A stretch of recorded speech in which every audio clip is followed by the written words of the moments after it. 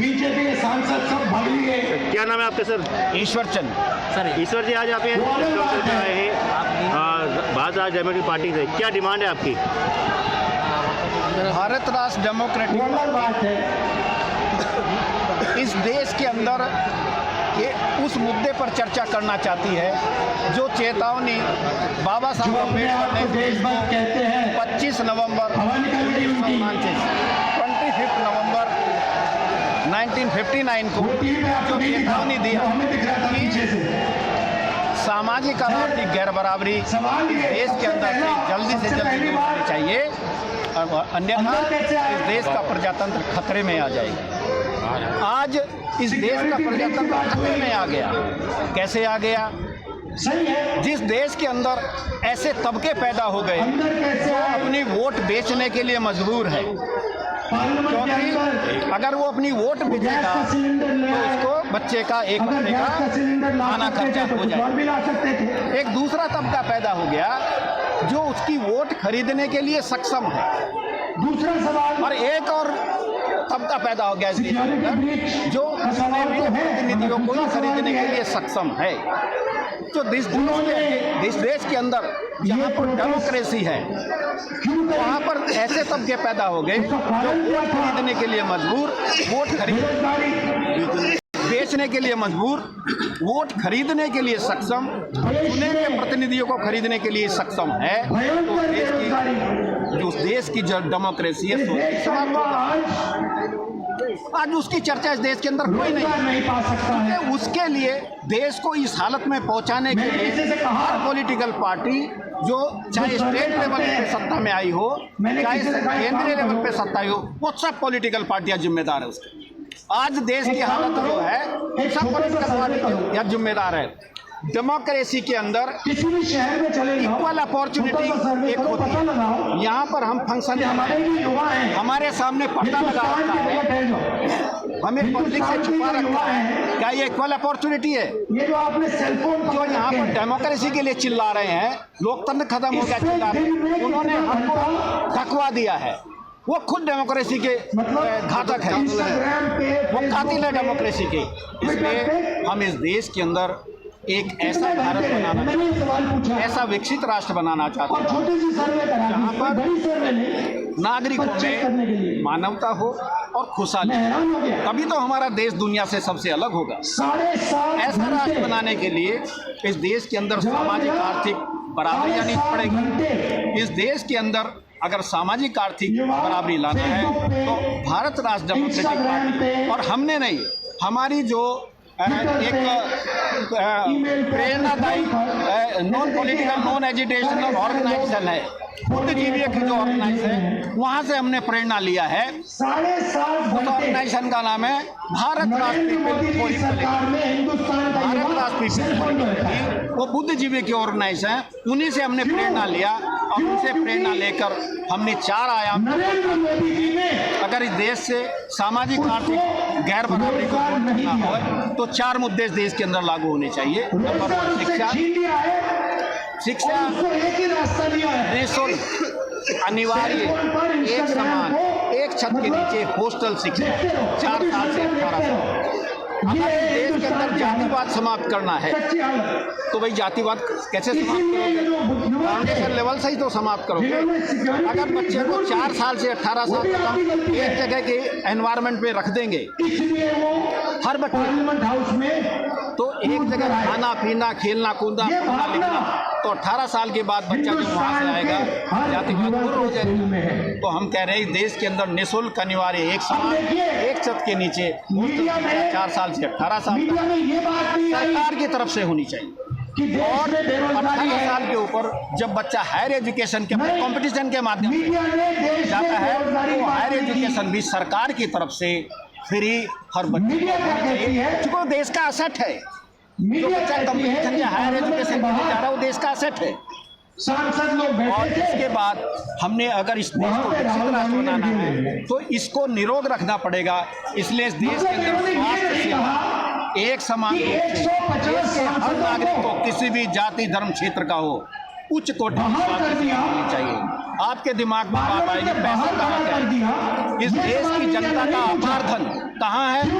मठ मंदिर अखाड़े आश्रमों के अंदर पड़ा है। उसका राष्ट्रीयकरण करो। उसको अगर एक दूसरा एक स्वास्थ्य सेवा पे लगा दिए तो ऐसी शिक्षा दे सकते जैसी हम कह रहे हैं। और दुनिया में सब सवाल पूछे, इसलिए हम ये कह रहे हैं जितने उत्पादन के साधन है, जितने आमदनी के साधन, उत्पादन के साधन क्या है? कल कारखाने, उद्योग धंधे, व्यापार। आमदनी के साधन क्या है? मठ मंदिर अखाड़े आश्रम एनजीओ। ये जो 150 लोग हैं, राष्ट्रीयकरण होना चाहिए। तीसरा चौथा आयाम साथियों, भारत एक जाति प्रधान देश है, कृषि प्रधान नहीं है, झूठ है। जाति प्रधान देश है, जाति प्रधान देश है। और इस जाति प्रधान देश के अंदर अलग सब कुछ मिलना जुलना, यारी दोस्ती, घरेलू संबंध, शादी ब्याह सब जाति आधारित। इसलिए अगर इस देश के अंदर सुशासन, देश की रिक्वायरमेंट आता है, अगर इस देश को सुशासन लाना तो ये जाति आधारित जितने भी अलग अलग उनकी जनसंख्या के अनुवाद में जितने भी कंट्रोलिंग पोजीशन है या जितने भी विभाग उनकी भागीदारी होनी चाहिए। जिस दिन ये हो जाएगा, देश का सुशासन ठीक हो जाएगा, ये देश से सामाजिक आर्थिक गैर बराबरी दूर हो जाएगी। हम भारत राष्ट्र को एक ऐसा विकसित राष्ट्र बनाने में सफल होंगे जहाँ पर नागरिक मानवता और खुशहाली होगी। हमें ऐसा ही सेटिंग। Thank you sir. आपका नाम सर? मैं केवल सिंह हिंदुस्तान के युवाओं के हाथ से राष्ट्रीय डेमोक्रेटिक पार्टी का नेशनल जनशक्ति हूँ। आज आप यहाँ पे आए हैं, केंद्र सरकार से क्या डिमांड है आपकी? हाँ, हमारी डिमांड तो फीलिंग होती है जो देश में अराजकता फैल रही है, उसका कारण है कि सामाजिक गैर बराबरता दूर हो जाए, कुछ बंद हो सकता है। क्योंकि देश है जो हमारे प्रधानमंत्री हैं, वो कहते हैं कि मैं चौकीदार हूँ। मेरे को लगता है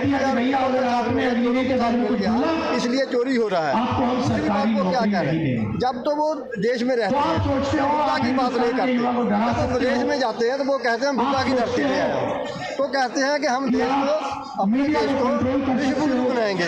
विश्वगुरु था कहते हैं, किस काल में था ये कभी नहीं बताया क्योंकि विश्वगुरु कब थे। हम विश्वगुरु कब थे? बुद्धा के काल में हम विश्वगुरु थे। उसके बाद आज हम विश्वगुरु कैसे बन सकते हैं? उसका एक उदाहरण अध्यक्ष जी ने भी आपको बताया, सिर्फ 1 मिनट के लिए बोलूँगा कि जो एजुकेशन सिस्टम है, जब हम इसको ठीक कर देंगे, हमारा एजुकेशन सिस्टम इतना गड़बड़ा गया है, इतना गड़बड़ा गया जिसकी वजह से हमारे बच्चे फॉरेन एजुकेशन लेने जा रहे हैं। हम विश्वगुरु बनना चाहते हैं लेकिन हमारे बच्चे फॉरेन जा रहे हैं एजुकेशन। इसका मतलब हम विश्वगुरु नहीं। विश्वगुरु बनने के लिए क्या करना चाहिए? वही जो एम है हमारे ये सारे का राष्ट्रीयकरण उस पैसे से जो हम 20% पैसा एजुकेशन पर लगाएंगे, जब वो 20% एजुकेशन पर लगेगा तो ये देश विश्वगुरु बन जाएगा। एजुकेशन देने के लिए फॉरेन से लोग इधर आएंगे। दूसरा कह रहे हैं कि हम विकास कर रहे हैं। अरे भाई, जिस देश की 80 करोड़ जनता को हम राशन दे रहे हैं, क्या मतलब 80 करोड़ लोगों के पास खाने का कुछ नहीं है, तो इसलिए हम विकसित कैसे हो सकते हैं? तो इसलिए सबसे पहले जो आर्टिकल 39 है उस पर गौर करना पड़ेगा। क्या हम जो पैदावार के साधन है, जो हम विपणन के साधन है, क्या वो हम एक जगह इकट्ठा नहीं कर रहे? ये जो हमारे चौकीदार हैं वो सारा कुछ एक जगह इकट्ठा कर रहे हैं, जिसके साथ महंगाई बढ़ेगी और लोगों के साथ नाइंसाफी होगी, सामाजिक और आर्थिक और बढ़ जाएगी। तो हम इसको करके रहेंगे कि सबके नेता हमारे कांग्रेस के अध्यक्ष परम आदरणीय मल्लिकार्जुन खड़गे साहब को और आपसे अनुरोध ताली बजा के अपने ऊपर उठा के झंडे हिला के खड़गे साहब का स्वागत कीजिए। आपकी नजर से लोकतंत्र कैसे खतरे में है? जो सरकार निकलनी है कॉन्स्टिट्यूशन में जो जुल्म की चक्कर में नहीं होना चाहिए, जमाखोरी नहीं होना चाहिए, तानाशाही नहीं चलेगी, सोशलाइजेशन तानाशाही नहीं चलेगी, काम करना चाहिए। आदरणीय खड़गे साहब जोरदार ताली को बढ़ावा दे रही है। अगर मजदूर किसान उनको कोई लोन दिया जाता है तो उनको आत्महत्या करने पे मजबूर किया जाता है, और जो उद्योग धंधे हैं उनको सब्सिडी दी जाती है जो कि लाभ के लिए, प्रॉफिट के लिए काम करते हैं। जो ये व्यवस्था दी थी, ये संकेंद्रीकरण नहीं होना चाहिए। ये हमारे संविधान निर्माताओं ने ये व्यवस्था दी थी कि जमाखोरी नहीं होना चाहिए, लेकिन हमारी सरकार जमाखोरी को बढ़ावा दे रही है और लोगों को प्राइवेट मतलब जो सरकार की संपत्ति है वो प्राइवेट हाथों में दे रही हैं।